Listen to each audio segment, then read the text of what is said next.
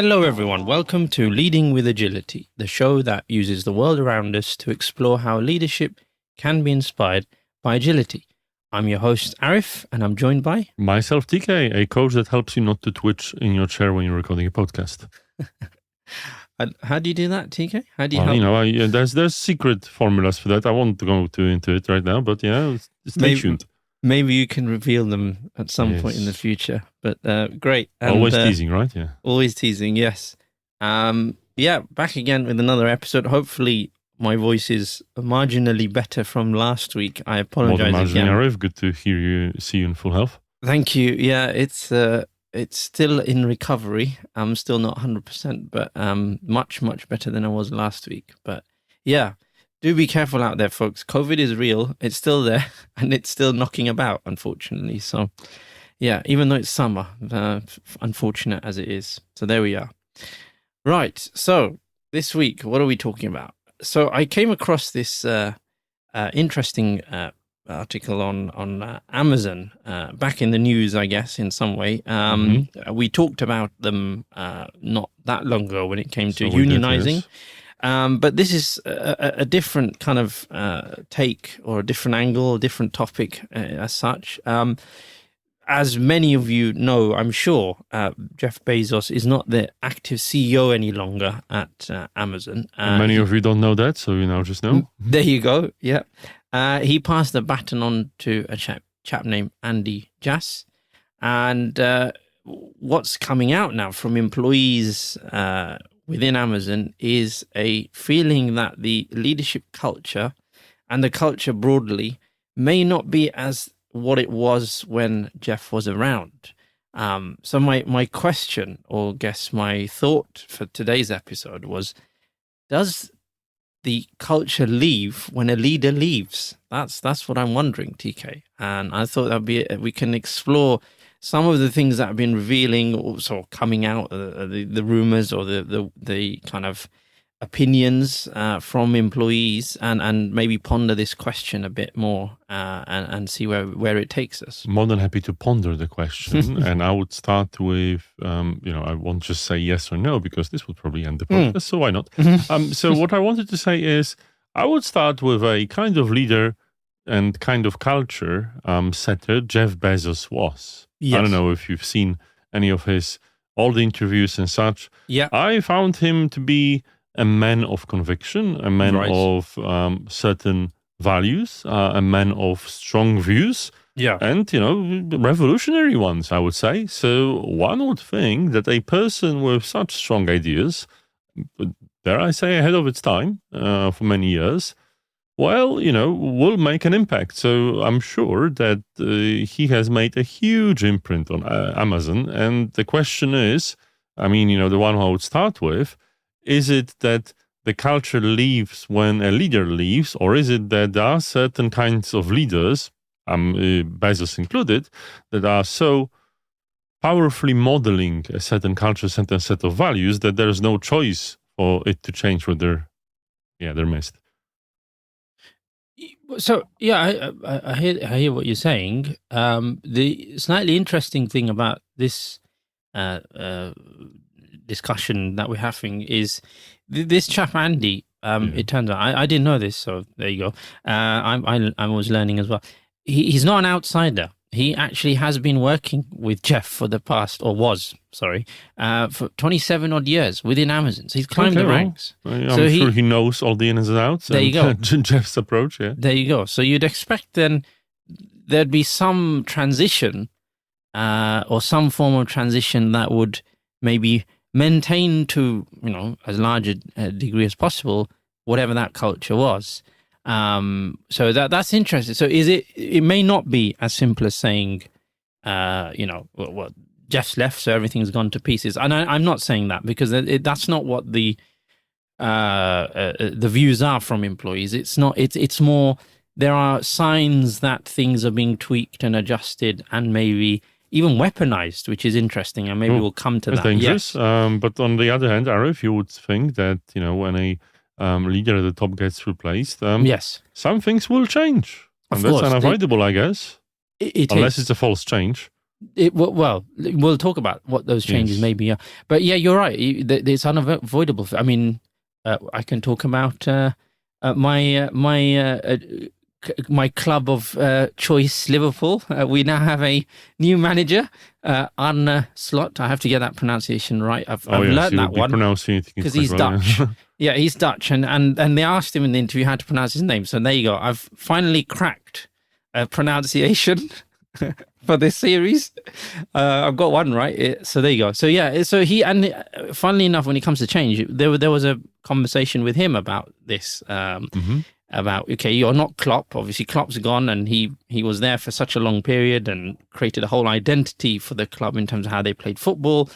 But at the same time, the fans and the players have been used to a certain style of football. Although you've come in, what does that mean? Are you going to continue, where Klopp left off, or will things change? And I kind of felt sorry for him having to answer that question, because he's coming under the shadow of someone who's been so successful.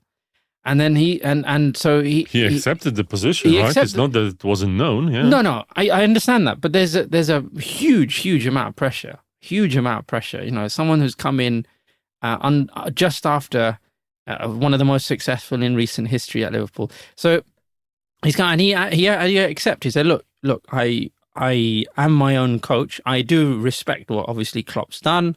And there's a lot of things that'll be similar, and fans will see some similarities. But then there's also things that I'm doing which are going to be different.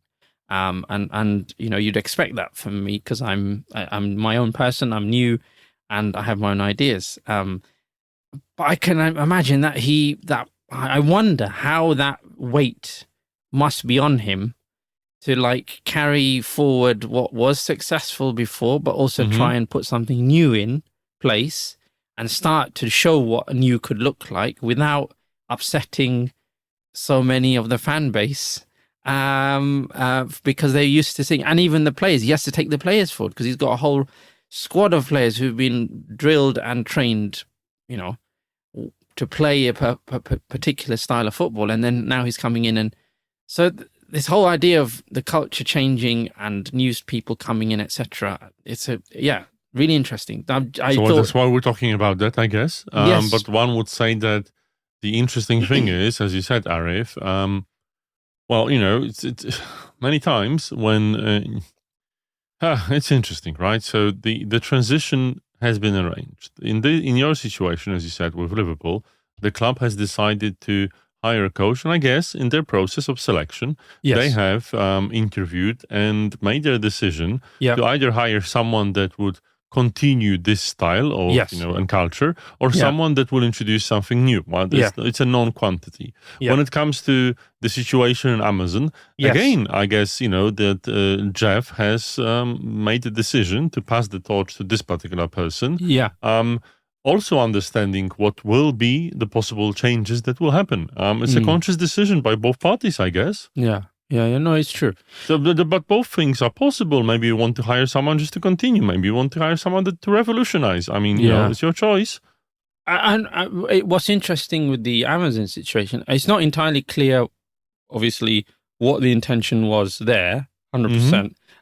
But, given that he hired internally and hired someone who'd been there for such a long time, one would assume that he's found a replacement that would largely continue where he's left off and not rock the boat too much, given how successful the company is. It still is. It's like, what is it?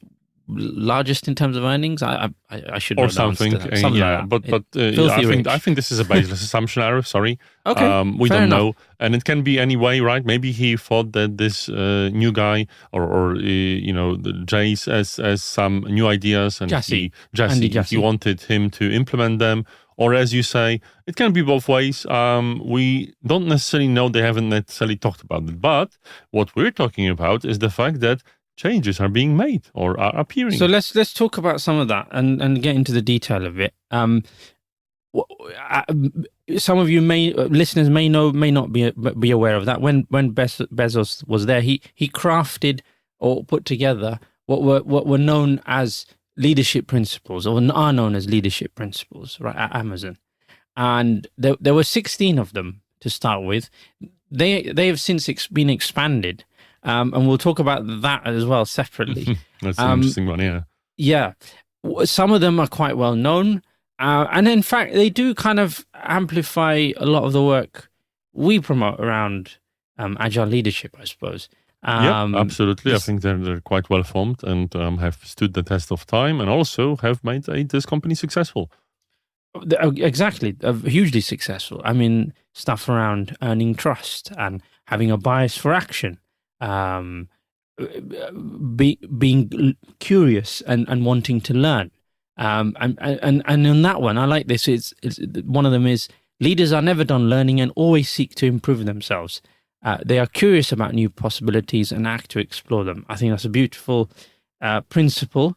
It chimes very nicely with our views on self-reflection and constant improvement, doesn't it, TK?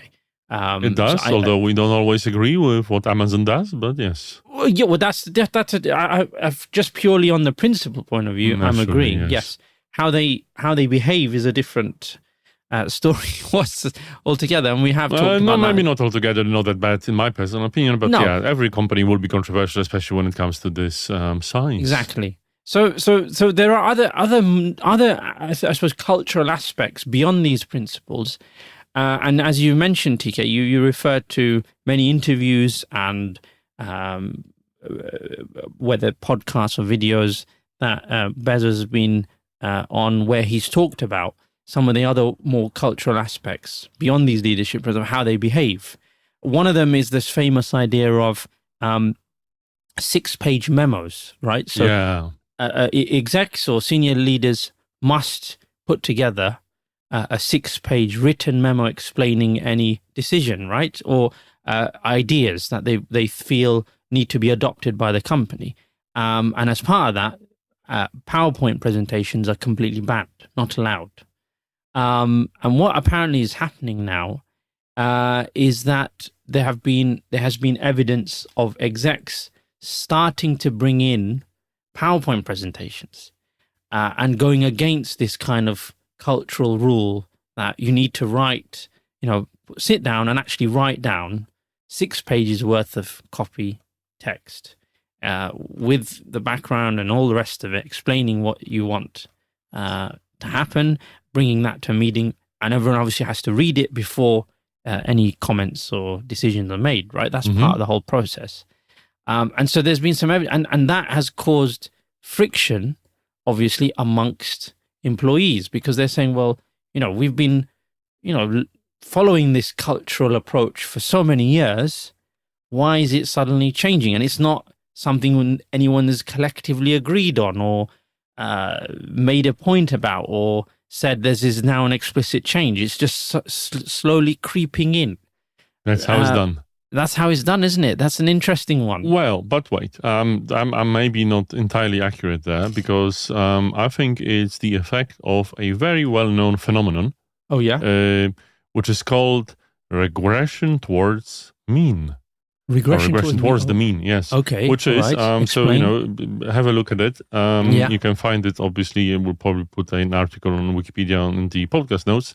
But essentially, it's a very simple and old phenomenon, which is like over time, everything regresses to like the typical behavior, right? So one would say what happens. So for instance, if you are as an athlete having great results, you will not always have them. You will regress to being medium because not everyone can stay in the same form. So every random variable that has some extremes, you will find that over time it just regresses to mean. Now, more maths, and there's actually psychology also behind it, but essentially you can call it the reversion to mediocrity in terms of how things are done. So in organizational psychology, occupational psychology, or organizational theory, in this case, PowerPoints are the mediocrity. 6-page memos are an extreme. Not many companies are able to keep on doing that. So it's perfectly reasonable that within time, the reversion to mediocrity will happen. And unfortunately, the 6-page memos, to my disappointment, have not become fully mainstream, sadly. So, there you go. Regression to mediocrity. Yeah. Well, what's interesting with this particular one on this example is that apparently some of it. Well, let's just go. Why do they do this experiment? I like what you said there, and you said this idea, this mediocrity point, right? Yes. The difference between that and a PowerPoint. What they say is that it helps Amazon believes, insiders. They acknowledge that. The former Amazon Prime Video boss Bill Cass himself said that the payoff of doing this approach historically has been that Amazon employees up and down the corporate ladder understand things at a granular level. Because the execs have taken the time to put the detail in, then it creates full transparency for everyone about why something is being proposed and the reason behind doing it, etc. And so that it also means that execs are much more well informed about what is going on in their company in terms of metrics or ideas that other teams are doing, what's working, what's not working, because everything is very detailed and very thoroughly thought through. Now, as you said, TK, if you were to focus on a PowerPoint presentation, you're going to miss a lot of that out, aren't you? And so that kind of transparency disappears. One of the Go on. You're going to add something. No. I was just going to say we can spend the whole 40 minutes praising this approach. I can't praise it enough, to be honest. But that's not the point. The point is, which you're not saying, and I don't think you will, it is hard. It is difficult. How much time. Yeah, I know people. I actually know people that have done that. You need to spend a lot of time preparing this brief, going around and so on. Yeah. This is the interesting thing. Why suddenly is it coming up? And why is it becoming more apparent? Well, apparently what's been happening is post-pandemic, as part of a hiring drive or whatever it is, new execs have been brought into the company in certain parts of the business. And what employees believe is that as part of the hiring process, they haven't sufficiently been taught or trained as to the Amazon way, quote unquote, if we can call it that. And so because of that, they're bringing in their approaches, which are obviously causing a bit of friction with employees who are expecting to see a certain way of doing things. And that's why so there's this, again, to your point, some of these new folks thinking, this is a bit much, isn't it? I don't need to spend that much time on that. I don't want to do that. Especially if I haven't done that before, yeah. Exactly. I've not done it. I'm not used to it. I'll just do a deck and it'll be fine. Writing has 6-page documents? Yeah. Oh my Lord. Who has done that? Who's got time for right? that? Yeah. So that's part of the reason. So then that opens a whole new conversation about hiring. I don't know if we've touched on it much in our episodes so far or previously, but that does about hiring for cultural fit comes up as a talking point then, I suppose, TK, because it does, which is a separate talking point, an important one, yes. But that, I think that raises a lot of questions about how do you hire to maintain a culture or to be disruptive and bring something else in, right? And how do you want to hire? How do you want to, and is it a conscious thing or an unconscious thing? Usually unconscious. Usually, I can tell you that. Yeah, well, so then how do you make it conscious? Because if it's such an important part of your culture as an identity, and you're not considering it, then there's something going wrong in your hiring process potentially, isn't it? So the easy answer is or the easy tricky question, Arif, is: do you actually know your culture? But it's actually more difficult to know it because it's like if you ask the fish that swims about the color of the water it swims in, it will probably struggle. I mean, it would struggle to talk, but apart from that, the challenge is we don't necessarily see that, so we take things for granted. We had a situation recently when we work with a big organization and we're leading a program, and there was a situation when there was a handover, there were new people leading this program, and because there was some turmoil and when it comes to reorganization and so on, what happened is these new people have had different approaches. And we did not know ourselves, Arif, that some things that have changed will change. We personally, it's not that we take things for granted.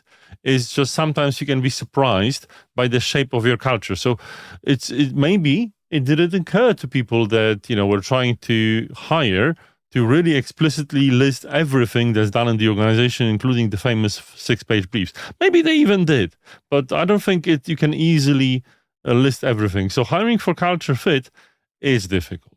So one of the things Amazon used to do, apparently, so actually, we'll take a break and then we'll go to continue this point about cultural fit. So see you in a few moments. Thank you.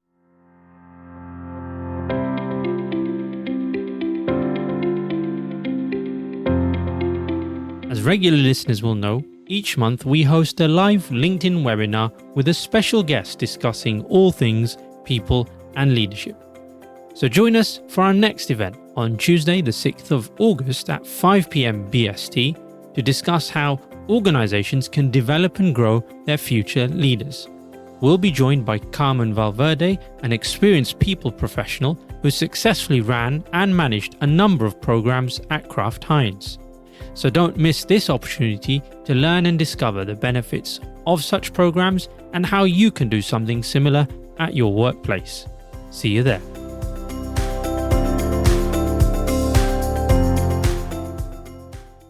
Welcome back, everyone. Before the break, we were talking about cultural fit and hiring, and TK was making an interesting point, and I wanted to build off on that, going back to the Amazon example, which is that one of the things they used to do, and what apparently a lot of these former execs and employees, and some who are remaining anonymous as they do when talking to the media, are saying is that post-pandemic, a lot of this has changed, and this is why they're seeing some of these challenges, according to them. What used to happen was that new senior Amazon leaders at director, vice president level, who, when they joined the company, would attend a 3-day training on the company's culture taught by peers, and then there would be some kind of pairing where they would be paired with other Amazon colleagues to help them adapt to their ways of being in that quote-unquote Amazon way. What's unclear is whether that was put on hold during the pandemic, apparently, and if so, for how long. But they're pointing to that as a mechanism to kind of, as you said, TK, address the cultural fit issue as part of the hiring process. So there are these ways. People are hired, I guess, but yeah, at least at first introductory period, they're being trained. But that does show that it is an active, it's active work you need to do. Yeah, it's not something you just bring someone in. No, absolutely. And yes, they may have done exceptionally in that interview process, and said all the right things. But until they're boots on the ground and they're seeing what's going on and knowing how to behave in that new world that they're now in, you can't expect them to suddenly just fit in and work in that way. It has to be active. You have to do something. You have to hold their hands. And this idea of peer-to-peer support, I think, is crucial, isn't it? Because you're getting the support of someone at your level who knows the inside culture much, much better than you.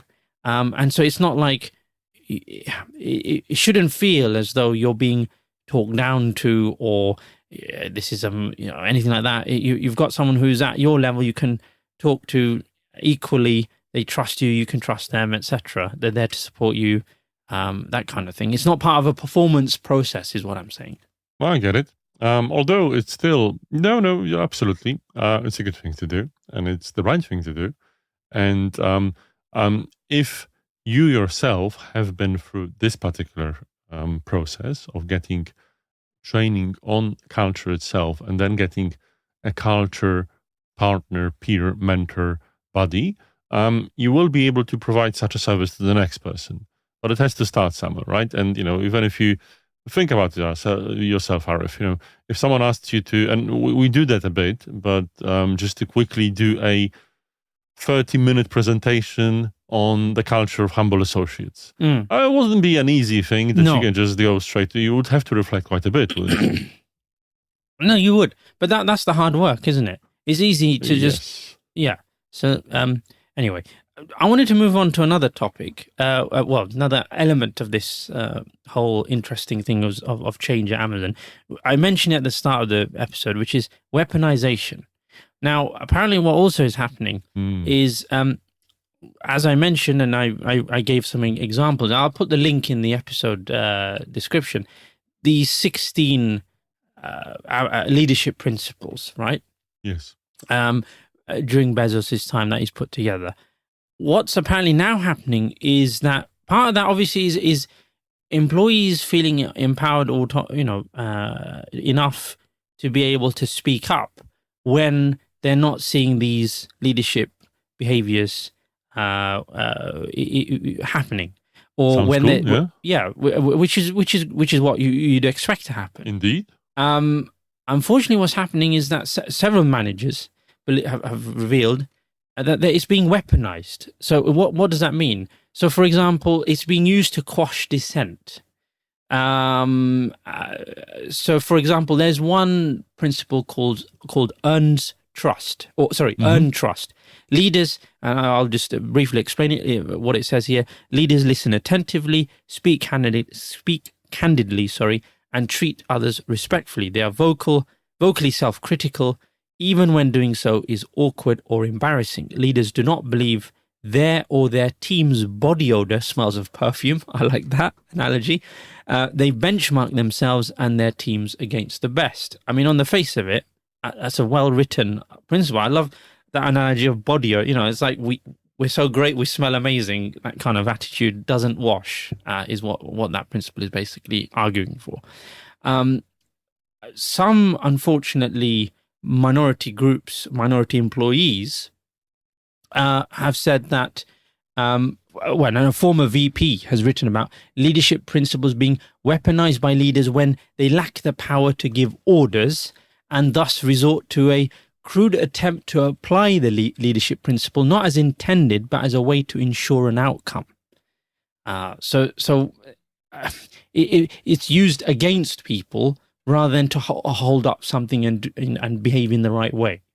So it's like, well, you can't do this and you can't do that because I'm allowed to say that because that's part of our principles. I can say things that are uncomfortable, and part of that is me basically putting you down, and you can't do such and such, which is not that. I guess that wasn't the intent behind how these principles were written, and it's quite revealing, isn't it, that people weaponize things for their own, I suppose, needs or their own desires, because that they believe that's how they can get ahead or stamp their authority.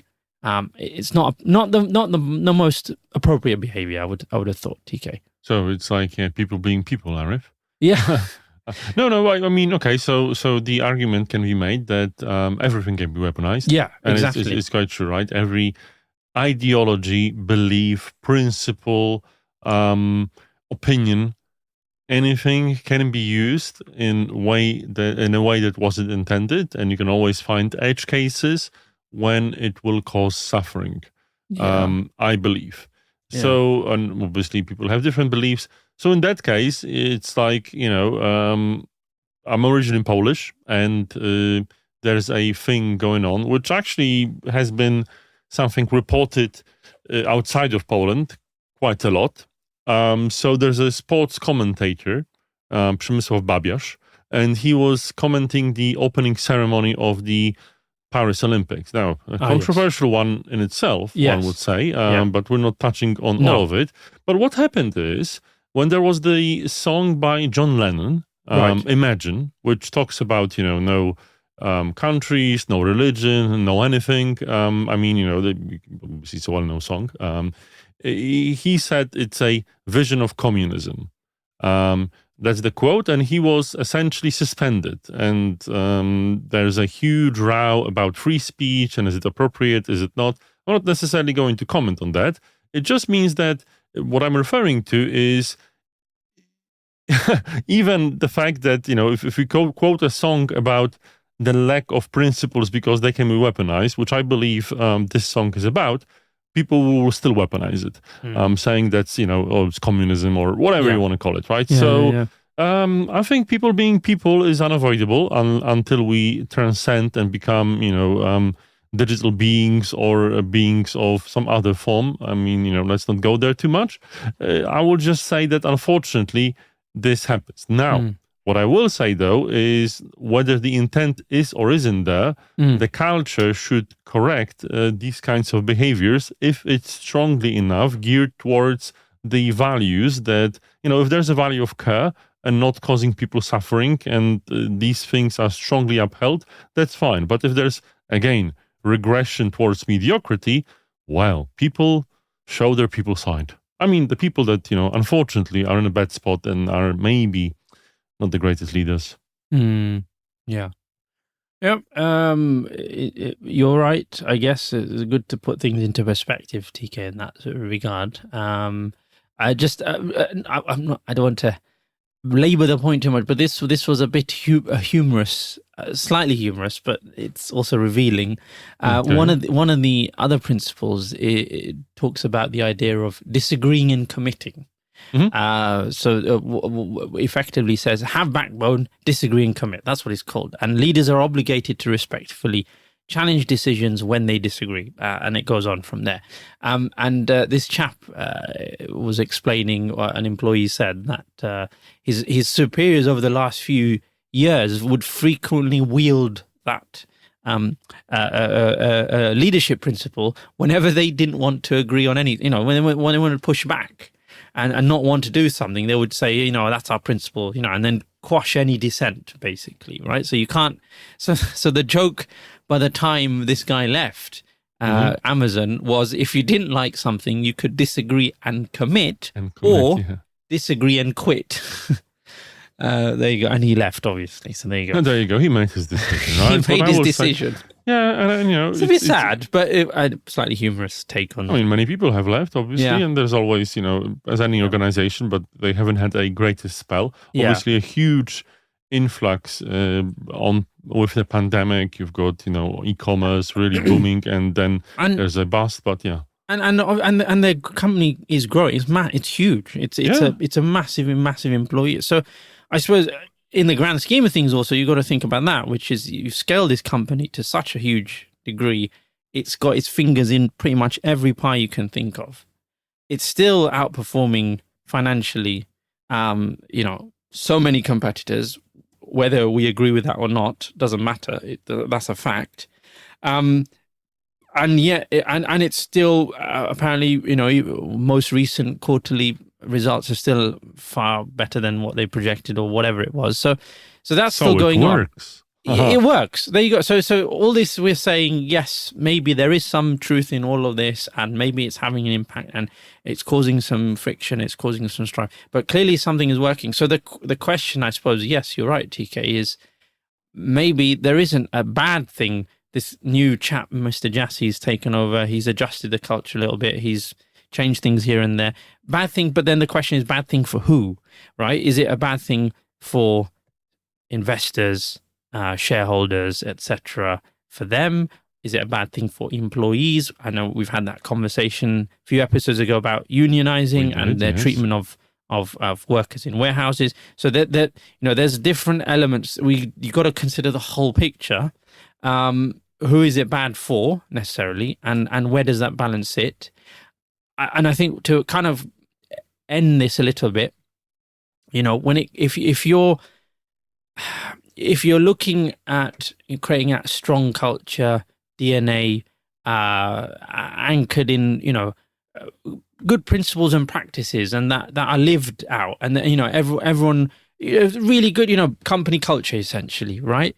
That can survive periods of change, right?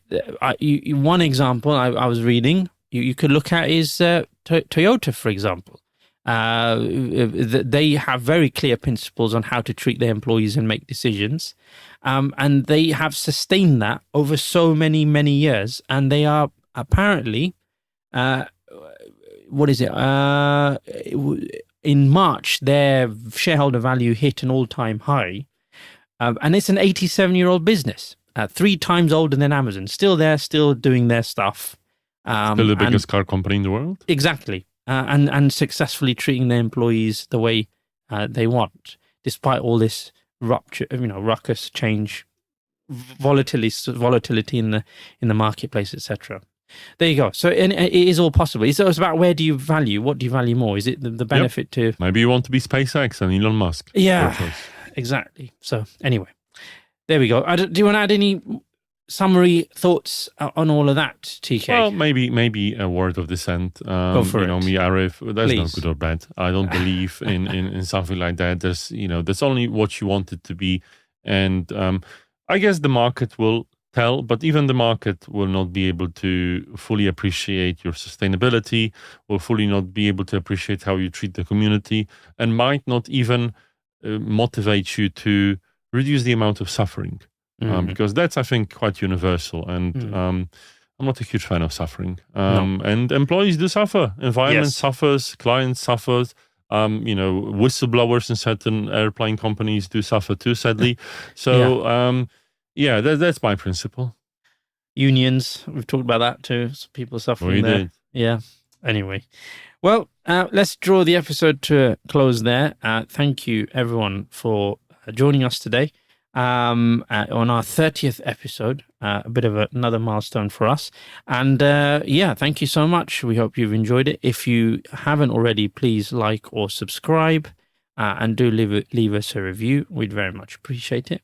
And until next time, we'll see you at our next episode. Thank you very much. Bye-bye.